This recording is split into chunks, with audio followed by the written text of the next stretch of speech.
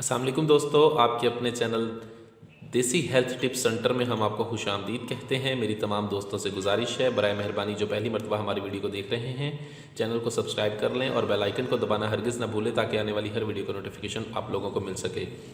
दोस्तों, आज आप लोगों की खिदमत में एक ऐसा ज़बरदस्त नुस्खा लेकर हाजिर हुआ हूँ जिसके इस्तेमाल से रॉड की तमाम तर खराबियों का अजाला होता है।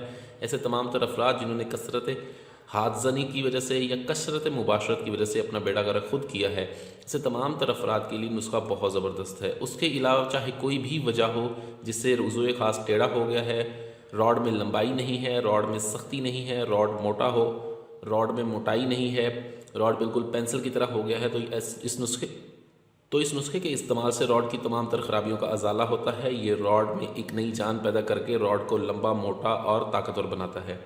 इस नुस्खे में हमने 5 जड़ी बूटियों का इस्तेमाल करना है और इसके अलावा हमने इसमें इस्तेमाल करना है रोगने ज़ैतून।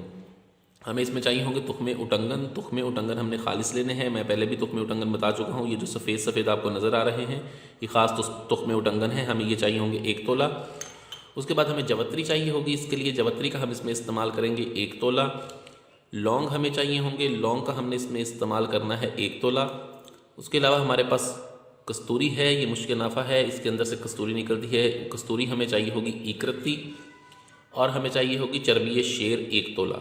ठीक है, हमने करना ये है कि सबसे पहले हमने जवत्री को एक खरल में डाल के खूब अच्छी तरह से खरल करना है। ठीक है, जब ये अच्छी तरह से खरल हो जाए तब आप 1 तोला लौंग इसमें डालें और इसे ज़ोरदार हाथों से खरल करें। ज़ोरदार हाथों से खरल करने के बाद तुख्मे और टंगन भी इसमें शामिल करके फिर इसको खरल करते जाएँ। ठीक है, ये आपके पास पेस्ट की सूरत में बन जाएगा, ये आपका पेस्ट बन जाएगा। उसके बाद आपने करना ये है कि आपने लेना है 60 ग्राम रोगने ज़ैतून। 60 ग्राम रोगने ज़ैतून में आपने ये तमाम मुरक्कब डाल देना है सिवाय कस्तूरी के। इस तमाम मुरक्कब को डाल के आपने इसे 2.5 घंटे तक हल्की आंच पर पकाना है। जब ये 2.5 घंटे हल्की आंच पर पक जाए, ठीक है, तब आपने चूल्हे की आग को बंद करके पहले कस्तूरी डाल के इसको मिक्स कर देना है। उसके बाद फ़ौरन ही आपने चर्बी शेर डाल देना है गरम गरम तेल में। गरम गरम तेल में चर्बी शेर डाल के आप इसको अच्छी तरह से मिक्स करके इसको छान कर महफूज कर लें।